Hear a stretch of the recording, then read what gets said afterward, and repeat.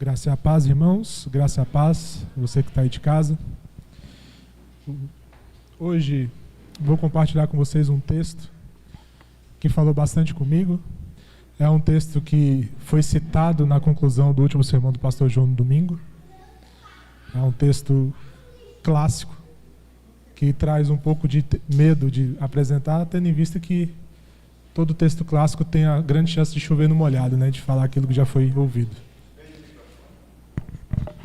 Obrigado, mas é porque está meio burro também. Mas tudo bem. Tá bom?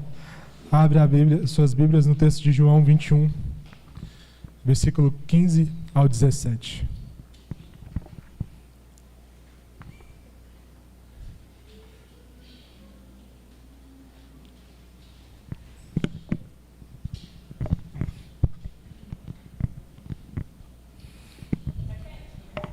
João 21, versículo 15 ao 17.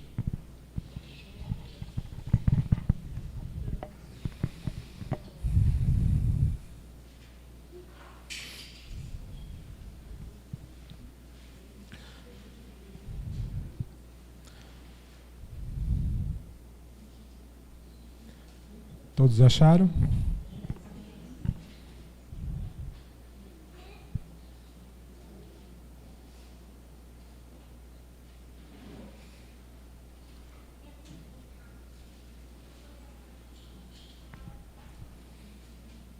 Isso é porque é um texto clássico. Todos acharam? E depois de terem jantado, disse Jesus a Simão Pedro: Simão, filho de Jonas, amas-me mais do que antes estes? E ele respondeu: Sim, Senhor, tu sabes que te amo. Disse-lhe: Apacenta os meus cordeiros. Tornou a dizer a segunda vez: Simão, filho de Jonas, amas-me? Disse-lhe: Sim, Senhor, tu sabes que te amo. Disse-lhe: Apacenta as minhas ovelhas. Disse-lhe a terceira vez: Simão, filho de Jonas, amas-me? Simão entristeceu-se por ter-lhe dito terceira vez: Amas-me? E disse-lhe: Jesus, tu sabes tudo. Tu sabes que eu te amo. Jesus lhe disse: Apacenta as minhas ovelhas. Deus, eu te dou graças, eu te bendigo, Senhor. Eu digo que o Senhor é o meu Deus, que o Senhor é soberano. Coloco, Deus, a minha vida nas tuas mãos. Fala através de mim, Deus. Usa conforme a tua vontade, Pai, para a tua honra, Deus, e para a tua glória. Em nome de Jesus. Amém. Para começarmos esse texto, é necessário que eu faça primeiro um breve histórico do momento que Simão Pedro estava vivendo.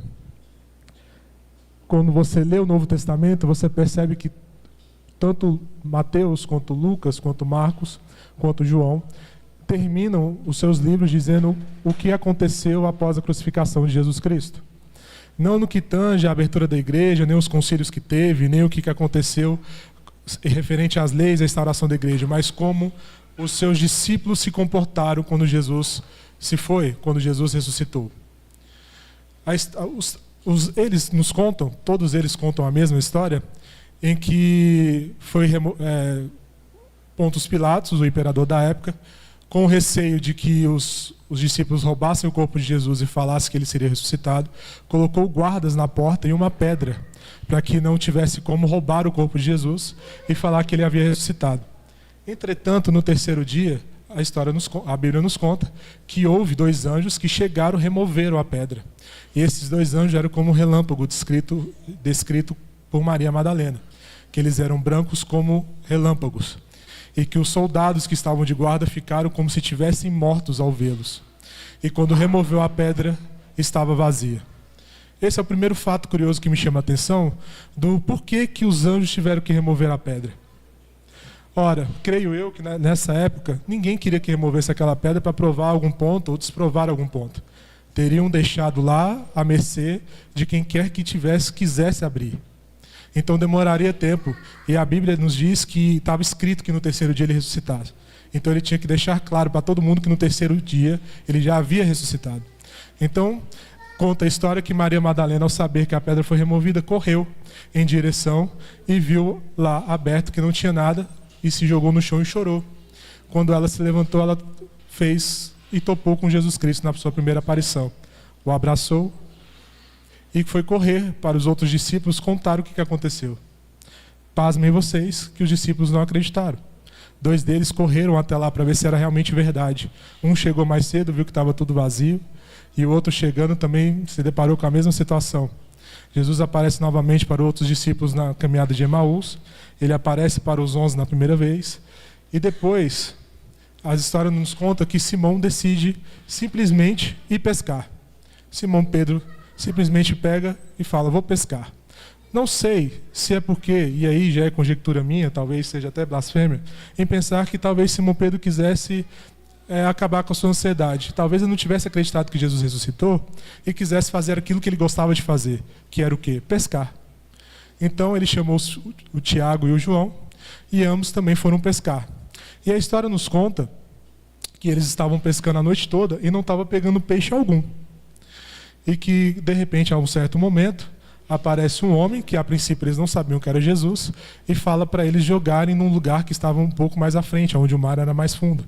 E ao jogar, eles puxam a rede cheia de peixe e gritam um para o outro, é o Senhor Jesus que está nos falando. A Bíblia nos conta que neste momento, quando Simão Pedro descobriu isso, ele se vestiu, a Bíblia usa o termo cingiu-se, se vestiu porque estava nu, pulou na água e foi de encontro a Jesus. E os outros chegaram atrás com um barco. Chegando na praia, encontra Jesus com uma fogueira, peixes e pão, e chamam eles para jantar. E aí começa o nosso texto. E tendo jantado, disse Jesus a Simão, Pedro, tu me amas mais do que estes? E o primeiro fato curioso que eu gostaria de chamar a atenção, o primeiro detalhe, é que essa história que eu acabei de contar para vocês é muito semelhante ao chamado de Pedro. Simão Pedro estava no barco também, não tinha pegado o peixe. Jesus pediu para ele jogar o peixe no outro lado e ele pegou o peixe e encheu o barco do mesmo jeito. Foi da mesma forma como ele foi chamado. Parece-nos aqui que Jesus estava voltando Pedro no tempo. Pedro já havia negado Jesus 3 vezes, Pedro estava chateado porque tinha negado Jesus 3 vezes. Então foi como se tivesse sido um recomeço para Pedro. Parece que ele viu um filme como se estivesse começando de novo. Como se pudesse ter uma nova chance de servir ao Senhor. E a primeira pergunta que Jesus faz, que é o meu primeiro ponto, é, Simão, ama-me mais do que a estes? Ele responde, sim, Senhor, tu sabes, eu te amo. E me chama a atenção que Jesus não era alguém de ficar comparando um com o outro. E por que ele precisou comparar Simão Pedro? Ele precisou comparar porque Simão Pedro já fazia isso por si só. Ele queria ser aquele cristão que tem sempre a resposta certa. E antes de eu te explicar isso, eu vou te explicar uma simples breve história minha. Quando eu entrei aqui na igreja, ainda era no molde antigo, para lá. Eu sentei do lado esquerdo, no terceiro banco, onde o climatizador não chegava, porque, meu Deus, que calor que fazia. Acho que eu não conhecia, sentei no lugar onde estava vago, que era o lugar que as pessoas deixavam, porque não chegava lá. E eu lembro como se fosse hoje que a Carita cantou Deus é Deus. Por mais que o pastor tinha falado que ela não tinha cantado, naquela noite ela cantou Deus é Deus. E foi naquele momento que eu falei assim, não Deus, essa é a igreja que eu quero congregar, é aqui. Já tinha passado por vários, já tinha visitado a Assembleia de Deus, já tinha visitado todas as outras aqui de Goianésia. Eu falei, não Deus, é aqui. Mas passou-se alguns cultos, acho que foram 2 semanas, o pastor me chamou para conversar. Você quer entrar na igreja? Você quer participar da igreja? Precisamos conversar. Eu lembro da conversa que nós tivemos. Eu lembro da Paula ter falado que a gente distribuía sopa, que a gente fazia obras em Brasília, que a gente fazia, acontecia, que a gente era bons diáconos, e eu calado, como sempre. E a única coisa que eu concordei com ela é que nós queríamos uma igreja séria, que nós estávamos cansados de igreja que não era séria. Repararam no meu discurso? Que discurso lindo, hein? Se fosse o Vinícius fazendo uma contratação, ele ia falar assim, esse funcionário tem jeito, esse aí tem potencial, esse cara aí vai para frente. Todos aqui sabem e me conhecem que não foi muito bem assim. Então o tema da minha mensagem de hoje, que eu não falei ainda, é o cristão por discurso. Alguns de nós temos sido cristãos, conjugando melhor, por discurso, só por gogó, só por falar. Não temos sido de fato filhos de Deus, não temos sido de fato servos do Senhor. E o primeiro que me chama a atenção no meu ponto, voltando para ele, é que Simão ele sempre se comparou, ele sempre quis ter a resposta certa. A história nos conta que quando Simão Pedro foi chamado, ele se ajoelhou, quando ele viu que o Senhor era o Senhor de fato, pelo milagre dos peixes, ele se jogou aos pés do Senhor e falou: meu Deus, meu Senhor. Porque ele foi um dos poucos que fez isso, se não o único. Porque ele queria ser aquele crente das respostas certas. A história vai contar um pouco mais à frente que depois da terceira vez que Jesus pergunta se ele o ama, ele pergunta a respeito de outro. Jesus fala para ele que ele vai ter uma morte da forma que ele vai morrer. E ele pergunta: tá, e aquele discípulo a quem o Senhor ama? E Jesus responde no verso 35: ainda que me seja necessário no 22. Se eu quiser que ele fique aqui até que eu volte novamente, o que importa a ti? Segue-me. O que importa os outros? O que importa é você. Segue-me. Então Pedro, ele sempre estava ligado nos outros. E a primeira característica de um cristão por gogó é esse: é querer ter as respostas certas, se comparando com os outros, querendo ser o melhor. E eu vou te contar um trem de quem já viveu isso. Não tem nada que angustia mais os pastores do que isso. Não tem nada que dê mais preguiça do que pastorear alguém assim. Porque você não é sincero. É horrível pastorear alguém que não é sincero, que quer ter as respostas certas, mas não é sincero. A grande verdade é que um ímpio que senta aqui bêbado, que fica o dia inteiro na farra, é mais sincero e mais virtuoso do que você que está tentando ter as respostas certas sempre. Ah, o pastor fala isso, eu acho que vou falar isso, porque ele sempre falou isso, então eu vou ser o crente, ovelha fiel. Quer ver outra característica de alguém que é assim? Ah, o pastor tem tal pessoa favorita, agora é a ovelha da vez. Não, irmãos. Não tem ovelha da vez. Não tem ovelha da vez. A grande verdade é que o pastor está caminhando com aqueles que querem caminhar. Não tem favorito. É você que abandonou a obra do Senhor e ele não está a fim de ficar passando a mão em você. É você que não está sendo sincero com você mesmo e não percebeu que você já desviou faz tempo. Que você está querendo ser o crente que fala as coisas certas na hora certa. E erra sempre.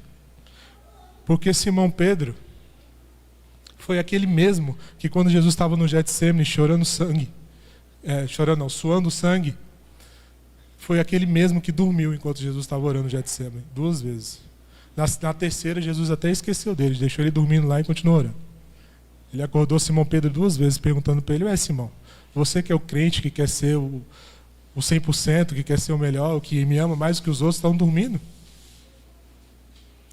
E Jesus termina no Getsemane dizendo que ele estava com os olhos pesados, como se Jesus entendesse. Simão Pedro também, como ele era o cara que queria amar mais do que os outros, quando estava na última ceia do Senhor, onde todos estavam lá perguntando quem o trairia, Simão foi o primeiro que falou: não, eu nunca vou te trair, Senhor. E Jesus disse: vai acontecer porque está escrito, com o pastor as ovelhas vão sumir. Qualquer um de nós, inteligente do que somos, crentes no Senhor, teríamos rasgado nossas vestes, jogado no chão e clamado ao Senhor para que não acontecesse. Porque a partir do momento que ele falou que está escrito, já era, vai acontecer. Aí Simão Pedro tem a grande e brilhante ideia de falar assim: Senhor, se for necessário que eu morra, eu morro pelo Senhor. E Jesus já tinha falado para ele: você vai me negar 3 vezes antes que o galo cante. Então essa primeira característica é uma característica que engloba quem quer ter um crente de discurso, quem quer ter as respostas certas na hora certa. E o meu segundo ponto, de uma segunda característica, Jesus pergunta de novo: Pedro, tu me amas? Ou Simão Pedro, amas-me? E ele fala assim: Senhor, tu sabes que eu te amo. Nesse ponto aqui, eu quero salientar que a falta ou a inexistência de amor nunca evitou que alguém negasse ao Senhor. Tá ou não? O que você quer dizer com isso? Eu quero dizer que você nega ao Senhor mesmo amando Ele. Não é porque você o ama ou não o ama que você o nega. Você o faz por outras coisas. Você o faz pelos filhos, você o faz porque tem que arrumar mais dinheiro, você o faz porque você precisa ajudar os seus pais, os seus parentes, você o faz porque você tem coisa às vezes melhor do que fazer, mas não quer admitir, você o faz porque você não está afim. Você nega ao Senhor porque você ainda ama Ele. O problema é a qualidade do seu amor com Ele. É aí que pega.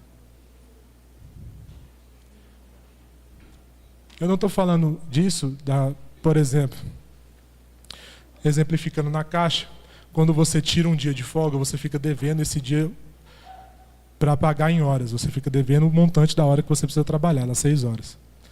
Eu não estou dizendo para você que é diferente de chegar numa quarta-feira e a minha gerente pedir para ficar até as 8 horas lá. Se eu estou devendo hora, ok, é serviço, eu preciso pagar. Em algum momento eu escolhi isso. Mas se eu não estou devendo hora, aí vira hora extra, eu ganho mais por isso. Se eu tenho que ganhar mais, por que eu vou negar o meu Senhor no meu culto e não vir para ganhar mais dinheiro, se é Ele que me sustenta? No mínimo eu não confio que Ele vai me sustentar, ou no mínimo eu acho que é os meus braços, as minhas pernas que me sustentam. Se eu estou cansado demais na quarta-feira, porque eu não me programei direito durante o meu dia, porque o meu dia foi tribulado, eu estou trocando por mim mesmo, pela minha própria carne, para salientar a minha carne que está cansada, é a mesma coisa. Não deixei de amar Jesus, só troquei Ele. Se eu não participo da oração, e eu estou falando de mim, se eu não participo da oração na terça-feira, por algum motivo que eu tenha esquecido ou que eu tenha feito outra coisa, a opção foi minha, eu não deixei de amar Jesus. Mas é a qualidade do meu amor com Ele que influencia nas minhas decisões. É o fato de não priorizar Ele que salienta toda a minha vida e toda a minha caminhada cristã. E aí eu te pergunto, se você o ama, por que não prioriza? Porque os nossos filhos são mais importantes, porque às vezes os nossos namorados são mais importantes, porque às vezes a nossa saída, o nosso lazer é mais importante. Porque Jesus tem que entender que você está cansado? Porque Ele na cruz por você, porque Ele lá se dando como único filho para que a gente não perecesse, tivesse a vida eterna, tem que compreender que você tinha mais o que fazer naquele dia? Ah, Jesus entende, eu tenho que trabalhar. O que tem? O que tem faltar? Só um culto?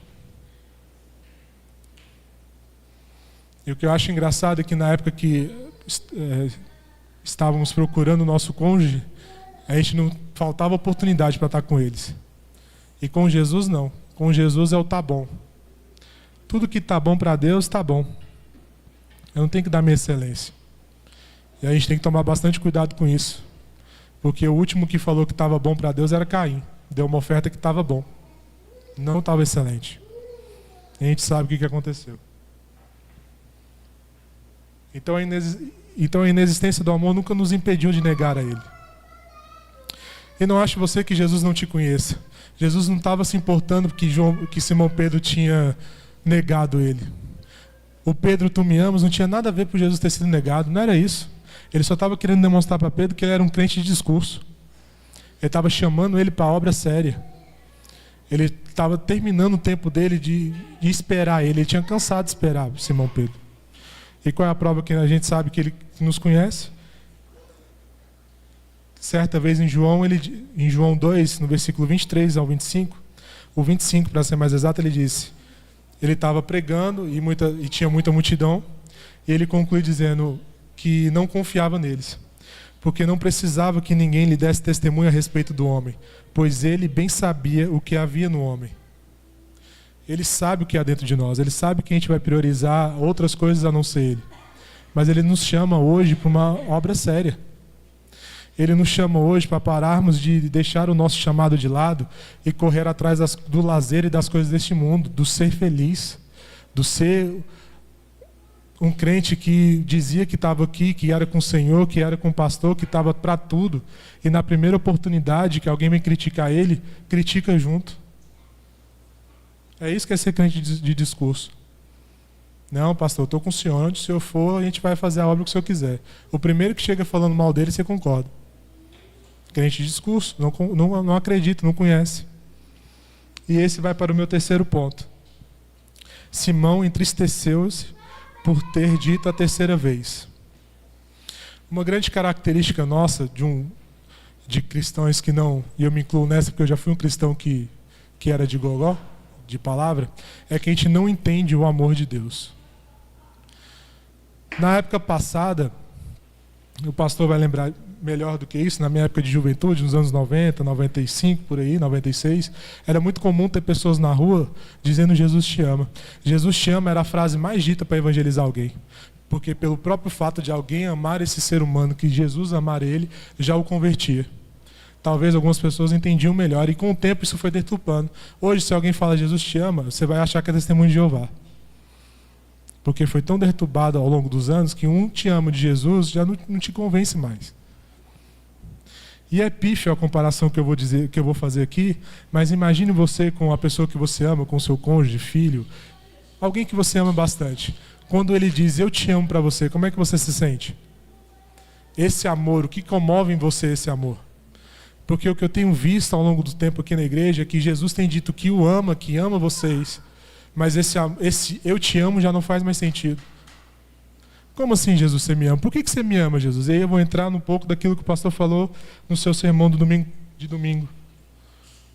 Fica procurando características dentro de si para ser amado por Jesus. Quando na verdade Jesus apenas o ama. Jesus apenas te ama. Com o seu jeito errado, com o seu jeito estrambelhado, com o seu jeito apagado, com o seu jeito aquiabado como era eu. Ele te ama. E nós não entendemos isso. Nós não entendemos a grandeza do amor do Senhor para conosco. Não nos faz sentido.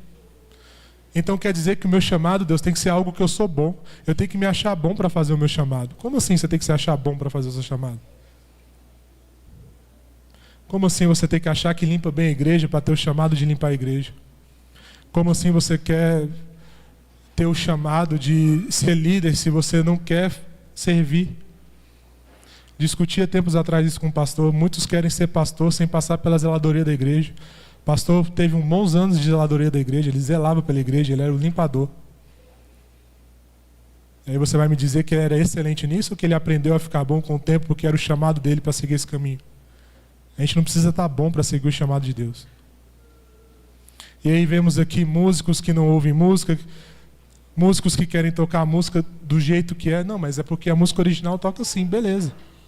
Mas se eu for perguntar, por exemplo, para a Carol, que vai ser médica, tem médicos que criam o seu próprio jeito de fazer aquilo que outros médicos fazem. Porque imprime uma identidade. O que eu peço aqui é que, por amor a Jesus, você imprima a sua identidade no seu louvor. Não estou falando aqui para você fazer um solo de 30 segundos aqui no meio da música, parecendo rock and roll, não é isso. Eu estou pedindo para você criar uma forma de identidade, uma virada na bateria, ou um acorde diferente, ou um dedilhado diferente, ou um canto diferente, ou uma forma de cantar diferente, que seja a sua identidade. Jesus, é para você, é o meu melhor. Por quê? Porque quem ama Jesus estuda, quem ama Jesus percorre. Porque se eu virasse para qualquer um aqui da igreja e falasse que eu ofereceria 15 mil para aprender a tocar teclado, o Rony ia ser o primeiro a querer tentar. Por quê? Porque a gente ama o dinheiro. Se eu falasse para alguns que tocar bateria salvaria o filho, estaria tocando aqui dia e noite para aprender. Por quê? Porque amo o filho. Mas quando é para a obra do Senhor, não. Não faz. Lá no banco nós temos alguns motivos para devolução de cheque. E um dos principais motivos que a gente devolve cheque é insuficiência de assinatura. Insuficiência de assinatura é quando aquele cara assina o nome completo e na hora de dar o cheque para o fulaninho, seja na pressa ou intencional, ele assina só o primeiro nome e o último, por exemplo. Ele não assinou tudo. A gente sabe que é ele, mas a gente tem que devolver por insuficiência. Quantas obras aqui eu tenho visto de insuficiência de amor? Uma obra do tá bom. Tá bom, Jesus. É o que eu tenho para te ofertar. É a obra do tá bom. Eu vou lá tocar e tá bom. Não preciso ouvir a música. Já tocou várias vezes. Eu sei tocar, tá bom. Muitas das vezes nem não adoramos ao Senhor, ficamos esperando aqui o momento de entrar na música. Eu estou falando da música porque é o mais fácil a gente ver em todo culto. Mas eu posso te falar em várias outras áreas. Porque no seu lado profissional você se empenha, você faz diferente, você corre atrás, você estuda, você cria formas para se sentir valioso para a empresa, você cria formas para se manter no emprego, mas na obra do Senhor, não. A obra do Senhor está bom. Tá bom ter ceia e eu chegar aqui 6 horas, eu sou rápido, das 6 às 6:30 dá tempo de arrumar a mesa, tá bom. Eu não preciso estar aqui para ajudar a arrumar, ou pensar, ou apoiar o outro que está ajudando a fazer a ornamentação. Não preciso disso. Tem evento aqui, tá bom, não preciso vir lavar os pratos não, eu já faço outras coisas. Para que eu vou vir aqui ajudar? Para que eu tenho que ajudar a Sandra na cozinha se eu já faço outras coisas? Tá bom. O nosso chamado está sempre no tá bom. Tá bom isso, tá bom aquilo. Tá bom. E enquanto isso nós temos amado outras coisas. Temos amado os nossos filhos mais do que o Senhor, temos amado a nossa vida mais do que o Senhor, temos amado o nosso trabalho mais do que o Senhor, temos amado as coisas mais do que Deus. Por quê? Porque tá bom. E a gente acha que Jesus tem que receber o tá bom. Não, não tem. Ele não se deu na cruz, ele não fez o algo tá bom para você. Porque se tivesse bom, Deus teria abdicado da cruz, teria vivido o resto dos anos dele curando e falando do Senhor. E estava tudo certo, ele não precisava ir para a cruz. Estava bom. Já estava bom. Mas não. Jesus se deu na cruz por amor a nós. Deus deu seu único filho na cruz por amor a nós, para que não perecêssemos, mas tivesse vida eterna. E por fim, para concluir, em todas as respostas Deus sempre acrescenta: apacenta as minhas ovelhas, ame a minha obra, seja zeloso pela minha obra, faça com vontade, prepare as coisas que você tem que fazer, sirva o irmão, pare de achar que você tem que servir porque você é bom ou ruim, pare de achar que você precisa ter característica para servir na igreja, venha de bom coração servir ao Senhor. O carnaval está aí, tem gente escalada, venha de bom coração. Esteja feliz em servir ao Senhor. Na passagem de Simaria, da mulher de Simaria, aquela passagem que Deus vira para ela e pergunta onde está o marido dela, e ela fala que não tem marido, e ele fala: pois bem, você não tem marido, você já teve 5, nenhum deles é seu marido, e ela se espanta com aquilo e fala: Senhor, o Senhor realmente é profeta. E a Bíblia nos conta que ela corre para o vilarejo e conta isso para todo mundo, e junta uma multidão do lado de Jesus. Os discípulos, preocupados com Jesus comer, chega próximo dele e fala assim: Jesus, o Senhor comeu? E Jesus responde assim: eu comi um alimento que vocês não conhecem. E eles ficaram perplexos, ficaram olhando um para o outro, falando assim: que alimento? Alguém trouxe uma coisa diferente para ele, que a gente não conhece? E ele conclui: a obra do meu Pai, fazer a vontade dele, é o meu alimento. E isso é o que eu queria trazer hoje para Ame a Minha Obra. Quando a gente alimenta da vontade do Senhor, quando a gente alimenta da obra dele, quando a gente faz com amor, com zelo, com o coração aberto, priorizando a obra dele, é o nosso alimento. É buscar ele em primeiro lugar, as outras coisas serão acrescentadas, e tantas outras passagens que fundamentam isso. É simplesmente amar a tua igreja, amar a Deus acima de todas as coisas, acima de você mesmo. Doa quem doer. E é isso que Jesus nos convida a fazer. A amá-lo acima de todas as coisas. Deus, eu te dou graças, Pai, eu te bendigo, eu digo que o Senhor é o meu Deus, que o Senhor é o meu Senhor, Pai. Te agradeço porque o Senhor não desistiu de mim, te agradeço porque o Senhor me chamou para uma obra séria. E Deus, eu coloco a minha vida para que essa obra aconteça. Tira o que tiver que tirar, tira aquilo que o Senhor não provém de ti, que seja, Deus, o Senhor mais importante, Deus, até mesmo do que minha família. E o Senhor sabe o preço que eles têm para mim. Pai, seja comigo, que a tua graça me basta e que o Senhor, Deus, fazer a tua vontade seja o meu alimento. Em nome de Jesus, Deus, eu te agradeço, Pai, porque o Senhor me ama. E eu creio, Deus, no teu amor, eu entendo o teu amor, Pai. Que a cada dia a tua graça seja comigo e que a cada dia eu esteja mais próximo do Senhor, Pai. Em nome de Jesus.